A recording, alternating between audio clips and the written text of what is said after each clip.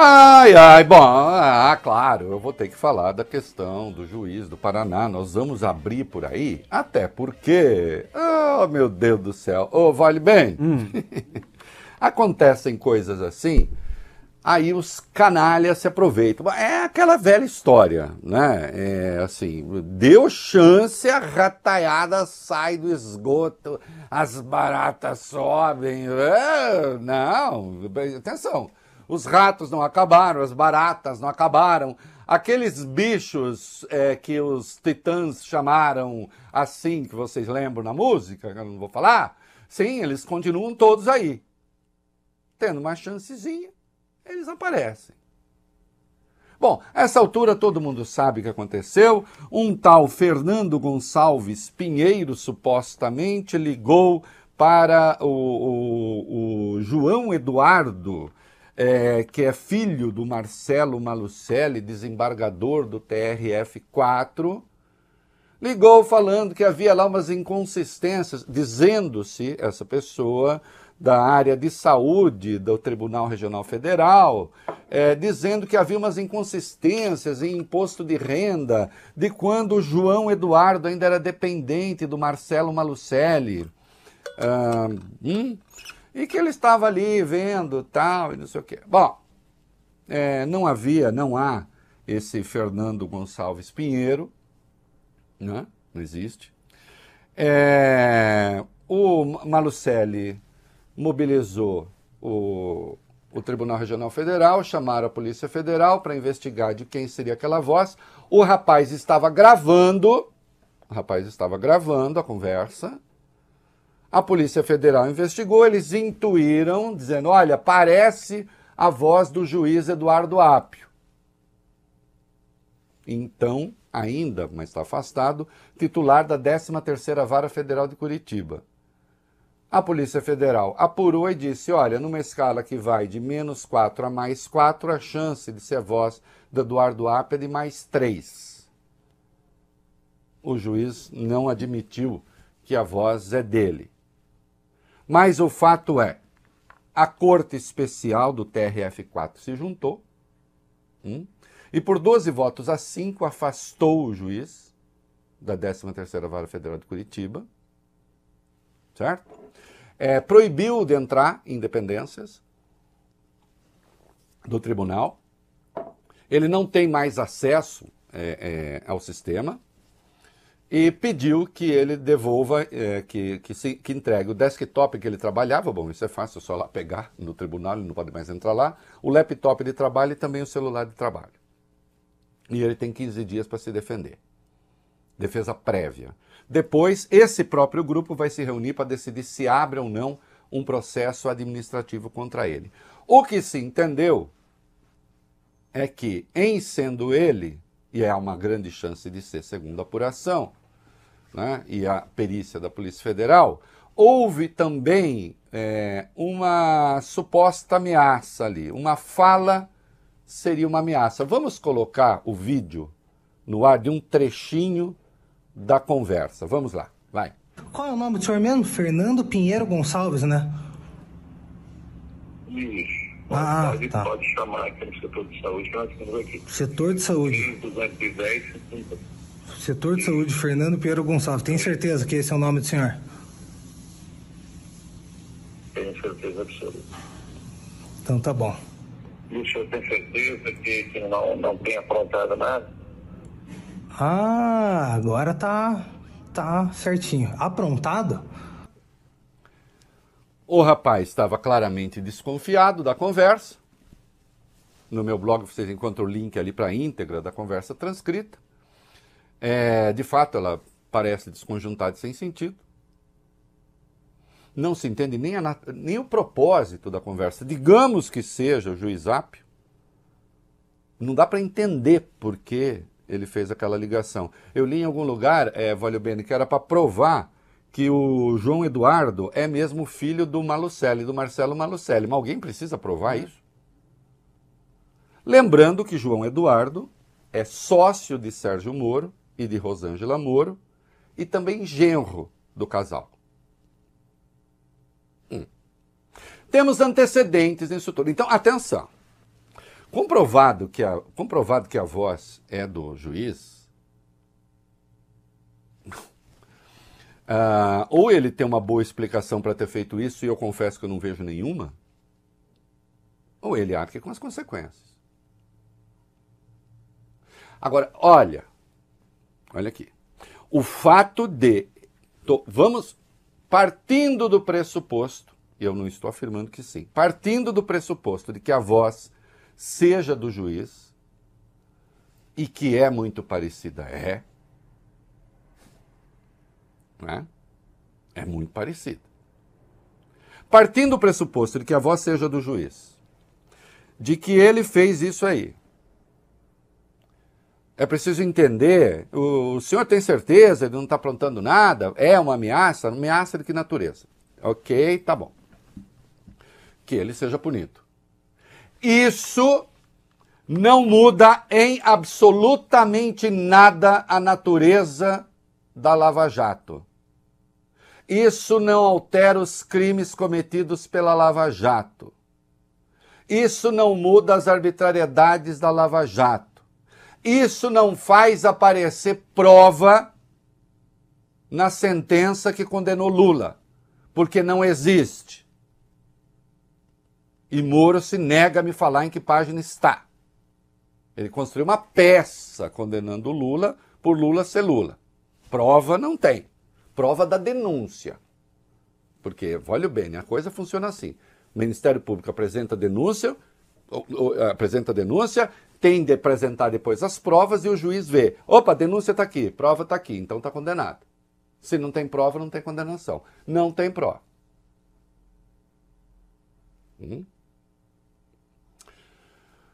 Mas é bom lembrar que, veja só, esse telefonema, Volibene, teria acontecido, o telefonema aconteceu, né? A data 13 de abril. Sabe o que aconteceu em 13 de abril, Volibene? Você lembra quando aconteceu em 13 de abril? Não, não é uma perguntinha, né? Parecendo chamado oral. Lembra o que aconteceu? O que aconteceu no dia 13? Sabe o que aconteceu em 13 de abril? 13 de abril foi quando o Malucelli, ele restabeleceu na prática a prisão preventiva de Rodrigo Tacla Duran. Quem é mesmo Rodrigo Tacla Duran? É aquele advogado da Odebrecht que caiu nas malhas da Lava Jato e que acusa Sérgio Moro e Deltan Dallagnol de terem montado um esquema para extorquí-lo em 5 milhões de dólares. E Carlos Zuccolotto, compadre de Sérgio Moro, teria feito a oferta. E ele, Tacla Duran, teria pagado 600 mil dólares para um outro advogado amigo da Rosângela. Claro que todos negam. Todos negam. Mas, preste atenção. As duas ações penais contra Tacla Duran, e nós vamos votar elas ainda hoje, que estão no Supremo, estavam suspensas, olhe bem. Estavam suspensas por determinação do ministro Ricardo Lewandowski. Portanto, ninguém podia oficiar de maneira nenhuma, nenhuma instância inferior ao tribunal poderia oficiar no processo. E o Malucelli foi lá e restabeleceu a prisão preventiva. Ele disse depois que não fez isso, mas isso chegou a sair. Eu demonstrei na página do TRF4.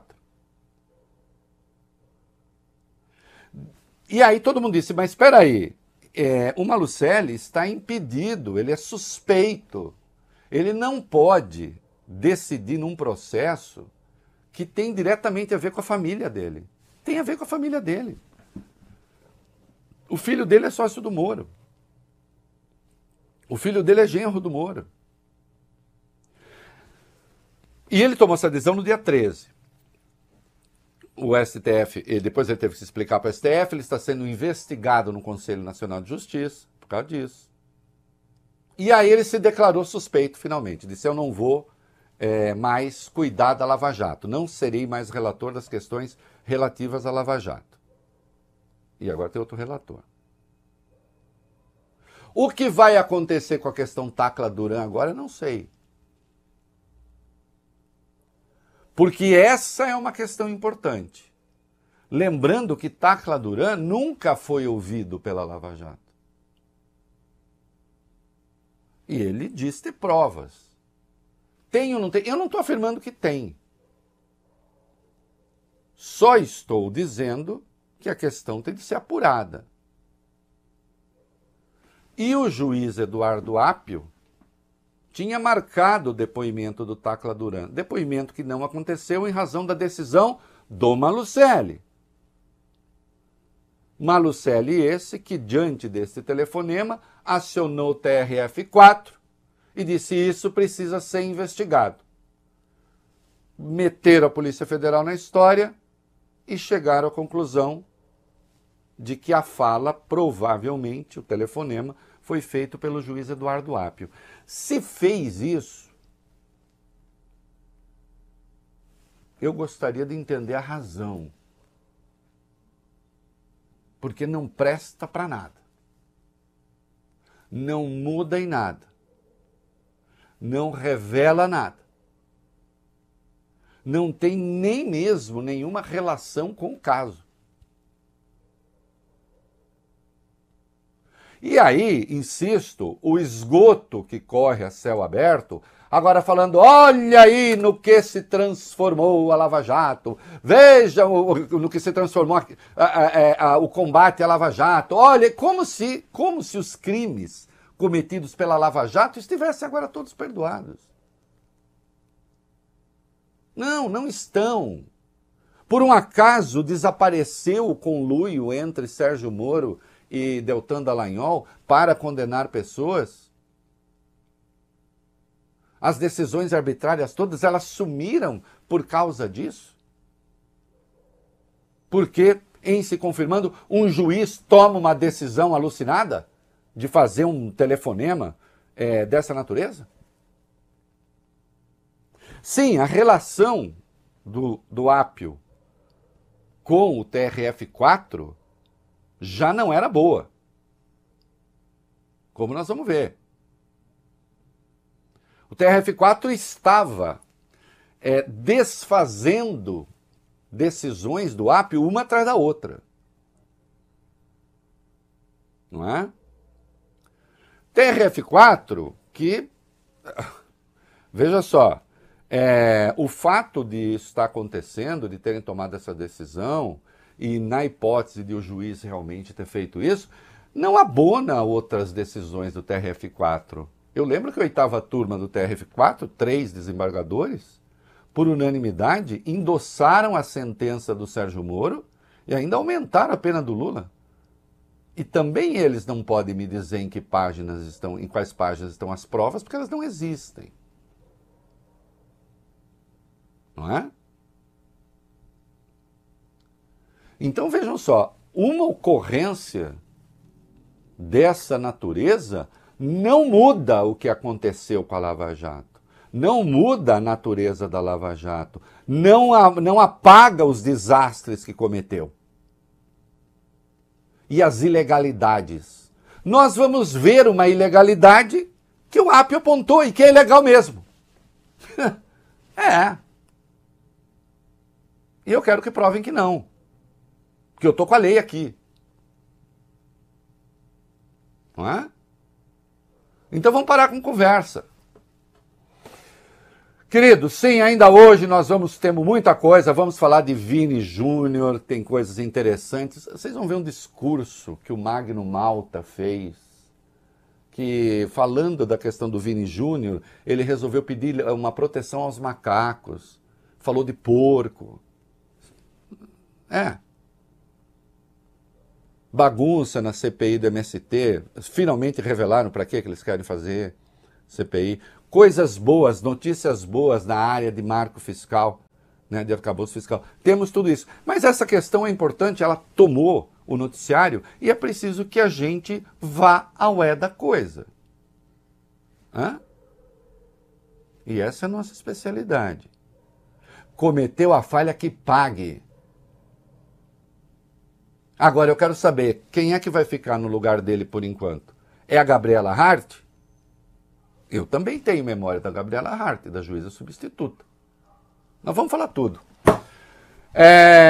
Apio já vinha numa relação de confronto ali, estava fazendo críticas ao TRF4. Vamos lá, Volibeini. 5 dias antes de ser afastado da 13ª Vara Federal de Curitiba, o juiz Eduardo Apio defendeu a própria atuação à frente dos processos da Operação Lava Jato e se queixou por estar trabalhando praticamente sozinho. Ele ainda se mostrou incomodado por ter sido ignorado pelo novo relator dos recursos na segunda instância, o desembargador Loraci Flores, do Tribunal Regional Federal da 4ª Região. Desde que assumiu o cargo, antes ocupado pelo agora senador Sérgio Moro, Apio acumulou uma série de reveses no TRF4. O tribunal reverteu decisões do juiz de Curitiba em casos envolvendo o advogado Rodrigo Tacla Duran, o ex-deputado Eduardo Cunha, o ex-doleiro Alberto Youssef e o ex-governador do Rio de Janeiro, Sérgio Cabral. Num despacho assinado no fim de semana passado, Apio fez ataques velados ao desembargador Marcelo Malucelli, responsável por derrubar as decisões dele nos episódios relacionados a Tacla Duran, também de Eduardo Cunha e Alberto Youssef. Isso. Né? E depois, finalmente, o Malucelli se disse impedido, suspeito. Não é? Eu lembro que o Youssef é aquele... Sérgio Moro fez 2 delações premiadas com o Youssef. No caso do Banestado, ele voltou a cometer crime e o Sérgio Moro fez a segunda delação. Aí o juiz Apio decretou a prisão preventiva do Youssef de novo. O TRF4 foi lá e suspendeu. No caso do Tacla Duran, acabei de comentar. Agora, de todos os casos, o que realmente incomoda o núcleo duro da antiga Lava Jato é o Tacla Duran. A coisa vai desaparecer? Eu não sei. Espero que não. Né? Tem uma adesão a propósito, eu vou dar uma puladinha, vamos para 4 e depois a gente volta lá para 2. Falando em Tacla Duran, tem uma questão em relativa a Tacla Duran, minha querida Larissa. Vamos lá. O ministro do STF, Dias Toffoli, pediu cópias de 2 ações penais contra o advogado Rodrigo Tacla Duran, que tramitam na 13ª Vara Criminal Federal de Curitiba. No pedido consta também que as decisões das 2 ações permaneçam suspensas. O objetivo, conforme decisão, é analisar se o Ministério Público Federal atendeu ao pedido de suspensão dos feitos, determinado quando o ex-ministro Ricardo Lewandowski ainda era relator do caso. Toffoli escreveu o seguinte: verifico que aparentemente a determinação de suspensão dos feitos não foi respeitada mesmo durante o período em que o ministro Ricardo Lewandowski oficializava como relator do feito. Isso posto para melhor análise, determino sejam encaminhadas cópias na íntegra. Oficiar quer dizer tomar decisões, né? Na área ali do tribunal. Olha aqui,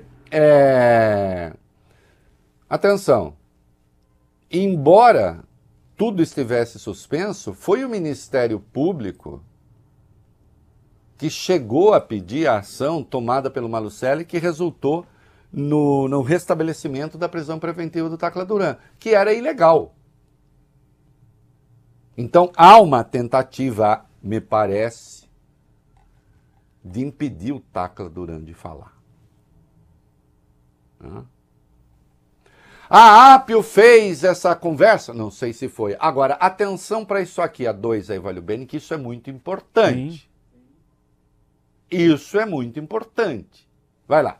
O juiz Eduardo Apio diz ter visto indícios de ilegalidade no acordo de leniência do Odebrecht firmado em 2017 entre a empreiteira e o Ministério Público Federal e homologado pelo então juiz do caso, hoje senador Sérgio Moro. Na decisão assinada na terça-feira passada no âmbito do processo envolvendo a empreiteira, Apio diz que o acordo é potencialmente ilegal porque foi idealizado e assinado entre 4 paredes e sem a participação da União, que é a maior interessada no caso. Na mesma decisão, ele retirou o sigilo do processo e encaminhou ofícios ao Tribunal de Contas da União, à Polícia Federal em Brasília e também à Corregedoria Nacional de Justiça, afirmando que os fatos podem merecer investigação dos órgãos competentes. Procurado, o ex-juiz Moro negou que tenha havido irregularidades no acordo e diz que houve, à época, aprovação do órgão superior do Ministério Público Federal. Que importa que tenha havido a aprovação do órgão superior do Ministério Público Federal. O fato é que o parágrafo 10 do artigo 16 da Lei de Leniência 12.846 diz o seguinte: a Controladoria Geral da União, CGU, é o órgão competente para celebrar os acordos de leniência no âmbito do Poder Executivo Federal, bem como no caso de atos lesivos praticados contra a administração pública estrangeira. Portanto, de fato, o acordo de leniência não poderia ter sido celebrado sem a Controladoria Geral da União. Então, que importa se eventualmente o juiz Apio fez esse troço? Parece que tudo indica que sim. Isso não muda a forma como foi feito o acordo de leniência da Odebrecht e outras ilegalidades cometidas pela Lava Jato.